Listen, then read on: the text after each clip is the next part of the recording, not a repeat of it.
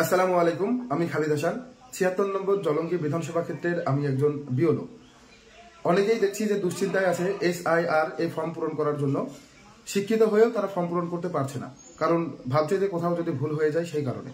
তো আজকে এই ভিডিওতে আমি দেখানোর চেষ্টা করব যাদের 2002 এ নাম আছে তারা কিভাবে ফর্ম পূরণ করবেন, এবং যাদের 2002 এ নাম নেই, দেখা যাচ্ছে তার বাবা মা অথবা ঠাকুরদা ঠাকুমার নাম রয়েছে, তারা কিভাবে ফর্ম পূরণ করবেন, একদম সঠিকভাবে ফর্ম কিভাবে পূরণ করতে হবে সেই ভিডিও আজকে আপনাদের সামনে আমি এনেছি। আশা করছি ভিডিওটি আপনারা সম্পূর্ণ দেখবেন, এবং সম্পূর্ণ দেখলে কথা দিচ্ছি যে আপনাদের ফর্ম পূরণ করা নিয়ে কারো কাছে ছুটে বেড়াতে হবে না, আপনারা নিজেরাই নিজেদের ফর্ম পূরণ করতে পারবেন। তো ভিডিওটি সম্পূর্ণ দেখুন এবং সঠিকভাবে ফর্ম পূরণ করার নিয়মটা আপনারা জেনে নিন। আশা রাখছি ইতিমধ্যে আপনারা এইরকম একটা ফর্ম আপনার নামে আপনি পেয়ে গেছেন। যদি না পেয়ে থাকেন তাহলে আজকালের মধ্যে পেয়ে যাবেন, কারণ সমস্ত ফর্ম এখনো আমাদেরকে প্রোভাইড করা হয়নি। তো এখানে একটা ফর্ম রয়েছে, আমার পরিচিত একজন, আমার ভাই হচ্ছে সম্পর্কে। আমি নিজের ফর্ম এখনো পাইনি, কারণ 300 পর্যন্ত ডিস্ট্রিবিউট করা হয়েছে, আজকে থেকে আবার বাকি ফর্মগুলো দেওয়া হবে। তো এই ফর্মে কিভাবে ফর্মটা পূরণ করবে, এর হচ্ছে 2002 এ নাম নেই, এর বাবার নাম আছে।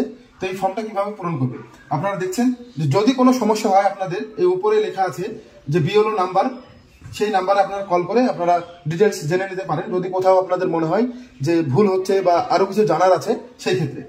এখানে এই যে আমি এই ফর্মটাকে দুটো ভাগে যদি ভাগ করি, এই যে ভাগ পর্যন্ত এই উপরটুকু হচ্ছে 2025 অনুযায়ী ফিল আপ করতে হবে। 2025 সাল অনুযায়ী এই উপরটুকু আমাকে পূরণ করতে হবে।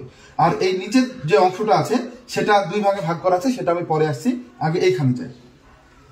এখানে প্রথমে দেওয়া আছে নির্বাচকের নাম মেহেদি হাসান, এপিক নম্বর, এখনকার 2025 যে ভোটার নাম্বার সেই নাম্বারটা এখানে আছে, তার ঠিকানা এখানে দেওয়া আছে। তার সঙ্গে সঙ্গে 2025 সালের যে ভোটার তালিকা আছে সেই তালিকায় তার ক্রমিক সংখ্যা 173, অংশ নম্বর এবং নাম, এখানে ঠিকানাটা দেওয়া আছে। বিধানসভা ক্ষেত্র জলঙ্গি, রাজ্যের নাম দেওয়া আছে। এখানে কিউআর কোড দেওয়া আছে, এটা শুধুমাত্র বিওলোরা ইউজ করবে।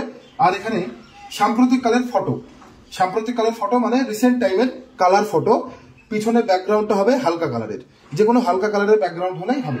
এবার অনেকের কাছে একটা প্রশ্ন শোনা যাচ্ছে, সেটা হচ্ছে যে মেয়েরা কিভাবে ছবিটা তুলবে, যে ঘোমটা দিয়ে নাকি ছবি তোলা যাবে না, এরকম কোনো ব্যাপার নয়। ছবিটা যেন আপনার মুখটা ভালোভাবে বোঝা যায় সেই রকম ভাবে আপনি ছবিটা তুলবেন। এবং তার সঙ্গে সঙ্গে যারা চশমা ব্যবহার করেন তারা এমন কোনো চশমা ব্যবহার করবেন না যে চশমাতে চোখ দেখা যাচ্ছে না, চোখ যেন ক্লিয়ারলি দেখা যায়।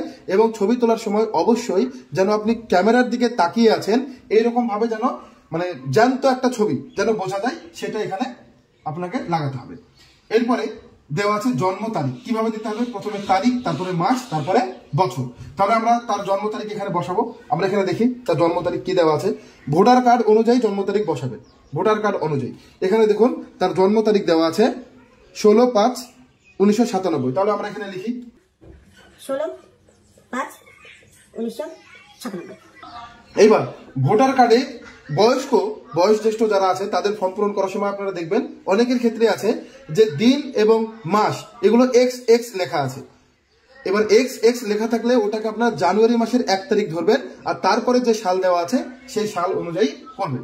তাহলে এখানে আমরা প্রথমে জন্ম তারিখ তার লিখে দিলাম। এরপরে বলেছে আধার কার্ড নাম্বার। এবার অনেকের মধ্যে ভয় থাকতে পারে যে আমার আধার কার্ডে আলাদা ডেট অফ বার্থ আর ভোটার কার্ডে আলাদা ডেট অফ বার্থ। এই ক্ষেত্রে আমি বলবো যে আপনার ভোটার কার্ডের যে ডেট অফ বার্থ আছে সেই ডেট অফ বার্থটা আপনারা দেবেন। আধার কার্ড ঐচ্ছিক, যদি আপনার মনে হয় বা যদি থেকে থাকে তাহলে আধার কার্ড দেবেন, না হলে প্রয়োজন নেই। এর আধার কার্ড আছে, আমরা আধার কার্ড নাম্বারটা দেবো, আপনারা দেখতে পাচ্ছেন 27972798323338। তাহলে এখানে আমরা আধার কার্ড নাম্বার বসিয়ে দিলাম। এরপরে হচ্ছে মোবাইল নাম্বার। মোবাইল নাম্বার এমন দেবেন যে মোবাইল নাম্বারটা আপনি সব সময় ব্যবহার করেন, সব সময় আপনি ইউজ করেন, এরকম একটি মোবাইল নাম্বার দেবেন। তাহলে এর নাম্বার হচ্ছে 9775819193। এবার পিতার নাম বা অভিভাবকের নাম, এই ক্ষেত্রে পিতার নাম অভিভাবকের নাম যদি বয়স্ক মহিলা হয় তাহলে তার অভিভাবকের জায়গায় কিন্তু স্বামীর নাম অনেকে লেখা থাকে, অনেক জায়গায় লেখা থাকে, কিন্তু এই ক্ষেত্রে আমরা বলবো যে সব সময় আপনি পিতার নামই লিখবেন। এখানে স্বামীর নাম লেখার দরকার নেই অভিভাবকের জায়গায়, কারণ নিচে কিন্তু স্বামীর নাম লেখার জায়গা আছে। তাহলে এখানে সব সময় পিতার নাম লিখবেন। হতে পারে আপনার পিতা মারা গিয়েছে, তবুও আপনাকে পিতার নামই লিখতে হবে। এখানে দেখুন ওর ডিটেলসে পিতার নাম দেওয়া আছে আবুল হোসেন বিশ্বাস। তাহলে এখানে আমরা ফর্ম পূরণ করছি। আবুল। এবার আপনারা যদি চান যে ফর্মটা আপনারা ইংরেজিতে পূরণ করবেন নাকি বাংলায়, সেটা আপনি বাংলাতেও করতে পারেন, আপনি ইংরেজিতেও করতে পারেন, কিন্তু নিচের আমি পরে বলে দিচ্ছি আপনাদের ডিটেলসে, আপনি বাংলাতেও চাইলে ফর্ম পূরণ করতে পারেন, কোনো অসুবিধা নেই। এরপরে আছে পিতা বা অভিভাবকের এপিক নাম্বার যদি থেকে থাকে। তাহলে এখানে যদি আপনার বাবা যদি বেঁচে থাকে, তার যদি 2025-এ ভোটার কার্ডের নাম্বার থাকে তাহলে আপনি দেবেন, যদি মারা যায় তাহলে এখানে ভোটার কার্ড নাম্বার দেওয়ার দরকার নেই। ওর পিতার এপিক নাম্বার এখানে আছে, দেখতে পাচ্ছেন, সেই এপিক নাম্বারটা আমরা দিচ্ছি। এপিক নাম্বার আছে WB 09 059 15 0030। এপিক নাম্বার দেওয়া হলো। এবার মায়ের নাম, মা বেঁচে থাকুক বা মারা যাক মায়ের নাম দিতেই হবে। তাহলে ওর মা মারা গেছে তবু মায়ের নাম লিখছি, এখানে ওর মায়ের নাম লিখে দিলাম। এখানে মৃত মানে লেট এসব লেখার দরকার নেই, শুধুমাত্র নাম লিখলেই হবে। মায়ের এপিক নাম্বার যদি থেকে থাকে, তার মা মারা গিয়েছে, তার মানে এখানে এপিক নাম্বার বসবে না, এখানে ফাঁকা থাকবে। এরপরে আছে স্বামী বা স্ত্রীর নাম, যেহেতু এর ছেলে, যদি এর বিয়ে হয়ে থাকে তাহলে তার স্ত্রীর নাম এখানে হবে, আর যদি এখানে মেয়ে হতো তাহলে তার স্বামীর নাম, যদি বিয়ে হয়ে থাকে তাহলে তার স্বামীর নাম হতো। যেহেতু এর এখনো বিয়ে হয়নি তাই এই ঘর ফাঁকা থাকবে, আর তার স্ত্রীর এপিক নম্বর মানে ভোটার কার্ড নাম্বার এটাও ফাঁকা থাকবে, কারণ তার বিয়ে হয়নি। এরপরে এই ফর্মের হচ্ছে দ্বিতীয় অংশ, এই যে এই দ্বিতীয় অংশ, এই দ্বিতীয় অংশকে আবার দুটো ভাগে ভাগ করা হয়েছে, একটা বাঁদিকের অংশ, একটা ডান দিকের অংশ। এখানে দেখুন আপনারা পড়লে বুঝতে পারবেন, বাঁদিকের অংশে বলা হয়েছে সর্বশেষ SIRA নির্বাচক তালিকায় থাকা নির্বাচকের বিবরণ, মানে 2002-এ যে আমাদের SIR হয়েছিল সেই SIR এ যদি থেকে থাকে তার বিবরণ এখানে দিতে হবে। আর যদি সে না থাকে তাহলে এখানে আত্মীয়ের বিবরণ, তার কোন সম্পর্ক 2002-এ ছিল। তাহলে এইখানে এই ফর্মটা তাহলে এইখানে পূরণ করতে হবে, এই ঘরটা তার পূরণ করতে হবে, কারণ 2002-এ এর নাম নেই। তাহলে এখানে কার নাম হবে 2002-এ? তাহলে আমরা প্রথমে দেখবো যে পিতার নাম আছে কিনা। পিতা প্রথমে প্রায়োরিটি পিতা, তারপরে মাতা, যদি না থাকে তাহলে ঠাকুরদা ঠাকুমা এরকম হতে পারে, বা দেখা যায় কারো ঠাকুরদা ঠাকুমাও নেই, জ্যাঠা আছে, জ্যাঠা, যা কিছু দিয়ে আপনি পূরণ করতে পারেন, হ্যাঁ, লিঙ্কেজ করতে পারেন। এবার ম্যাপিং না হলে পারে আপনাকে তখন বিডিও অফিস থেকে ডাকা হবে হিয়ারিং এর জন্য, তখন আপনাকে 11টা ডকুমেন্টস আছে, সেই ডকুমেন্টসের মধ্যে যে কোনো একটা ডকুমেন্টস প্রোভাইড করতে পারলেই আপনার নাগরিকত্ব থেকে যাবে।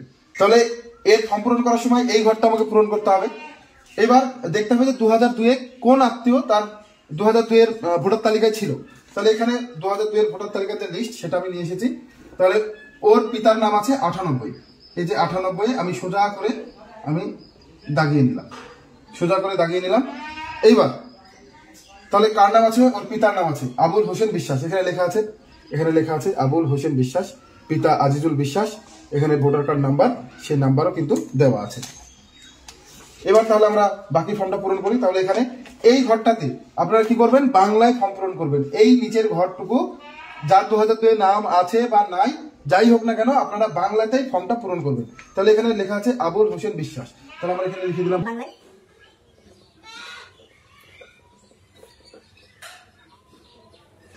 এপিক নাম্বার যদি থেকে থাকে, দেখুন এখানে এপিক নাম্বার দেওয়া আছে। আবার অনেকের ক্ষেত্রেই যে এখানে দেখুন একজনের এপিক নাম্বার নেই, যদি 2002-এ, এটা কিন্তু পুরোপুরি 2002-এর উপর ডিপেন্ড করে, যদি এপিক নাম্বার থাকে তো দেবেন, না থাকলে দেওয়ার প্রয়োজন নেই। তাহলে এখানে এপিক নাম্বার আছে, তাহলে আমরা এপিক নাম্বারটা দিয়ে দিই। WB 09 059 150030। তাহলে এখানে আত্মীয়ের নাম আপনি কার নাম বসাবেন। দেখুন 2002-এর যে ভোটার তালিকা আমার কাছে আছে, সেই ভোটার তালিকাতে এই যে আমি যার নাম দিলাম আবুল হোসেন বিশ্বাস, তার কোন আত্মীয়ের নাম এখানে লেখা আছে? আজিজুল বিশ্বাসের নাম লেখা আছে। যার নামই লেখা থাকুক না কেন, এই নামটাই আপনাকে বসাতে হবে। সম্পর্কিত ব্যক্তির নাম যেটা লেখা আছে সেই নামটাই এই আত্মীয়ের নামে বসাতে হবে। তাহলে এখানে আত্মীয়ের নামে বসালাম আমরা আজিজুল বিশ্বাস। আচ্ছা, এরপরে সম্পর্ক, এই সম্পর্কর জায়গাটা নিয়েই যত সমস্যা, কারণ এই আবুল হোসেন বিশ্বাস এর পিতা, তাহলে এখানে কি আমি পিতা লিখবো এর সম্পর্কে, নাকি এর সম্পর্কে কে হয় সেই সম্পর্কে? এটা ব্যাপার হচ্ছে, এখানে দেখুন স্পষ্ট করে লেখা আছে 2002-এর যে ভোটার তালিকা আছে সম্পর্ক। দেখুন আমি যেহেতু ইনার নাম দিচ্ছি আবুল হোসেন বিশ্বাস, তাহলে ইনার এই যে এই নামটা পরে দিলাম কোন ক্ষেত্রে? আত্মীয়ের নামে। তাহলে এনার সঙ্গে এনার কি সম্পর্ক? এখানে দেখুন সম্পর্কের ঘরে স্পষ্ট করে লেখা আছে পিতা। লেখা আছে। তাহলে এইখানে যে সম্পর্কটা লেখা থাকবে, এখানে দেখুন নিচে একটু দেখলে আপনি বুঝতে পারবেন, সোহাগী বিবি বিশ্বাস, এখানে দেখুন সম্পর্কতে স্বামী লেখা আছে। তাহলে যখন আমরা ইনার ফর্ম ফিল আপ করবো তখন কিন্তু স্বামী লিখতে হবে। তাহলে এখানে যেহেতু পিতা লেখা আছে, তাহলে আমরা এখানে লিখবো সম্পর্ক পিতা। এরপরে জেলা, জেলা আমাদের জেলা মুর্শিদাবাদ, রাজ্যের নাম পশ্চিমবঙ্গ, বিধানসভা ক্ষেত্রের নাম জলঙ্গি। বিধানসভা ক্ষেত্রের নম্বর, নম্বর কোথায় পাবেন? এখানে দেখুন একদম ফর্মের বাঁদিকে আছে 59। এটা হচ্ছে 2002 সাল অনুযায়ী। এখন কিন্তু জলঙ্গি 76 নম্বর, কিন্তু 2002 ছিল 59 নম্বর। তাহলে আমাদেরকে কিন্তু এই নাম্বারটা দিতে হবে। আপনি 2002 এর যে ভোটার লিস্ট আছে সেটা পেলেই আপনি সব পেয়ে যাবেন। তাহলে আমরা এখানে লিখবো বিধানসভা ক্ষেত্রের নাম। এইখানে কিন্তু এই নাম্বারটা কিন্তু আপনারা ইংরেজিতে লেখার চেষ্টা করবেন। কেন? কারণ দেখা যাচ্ছে কারো 44, তাহলে সেটা কিন্তু 88 হয়ে যাওয়ার সম্ভাবনা আছে। তার জন্য আপনারা এটা ইংরেজিতে লিখবেন 59। আচ্ছা, এবার অংশ নম্বর দেখুন, এখানে লেখা আছে অংশ নম্বর 51, অংশ নম্বর এখানেও লেখা আছে। তাহলে এটা হচ্ছে 51, 51। এবার ক্রমিক সংখ্যা, কোনটা ক্রমিক সংখ্যা? এখানে দেখুন ক্রমিক নং বলে লেখা আছে। আপনার যে আত্মীয়ের নাম এখানে থাকবে 98 এ নাম আছে, তাহলে এখানে আমরা লিখতে হবে 98। এবার এখানে যে নির্বাচক আছেন সেই নির্বাচকের এখানে সই বা টিপছাপ কিছু একটা এখানে দিতে হবে। এবার তারপরে বিএলও এসে স্বাক্ষর করে সিল মেরে এই ফর্মটি আপনার কাছে নিয়ে যাবে। এইবার কথা হচ্ছে, অনেক ক্ষেত্রে অনেকজনের আমি ফেসবুকে প্রশ্ন দেখলাম যে এখানে যদি আমি দাদুর নাম দিই, তাহলে এখানে দাদুর পিতার নাম হবে, দাদুর নামের পাশে যে নাম থাকবে।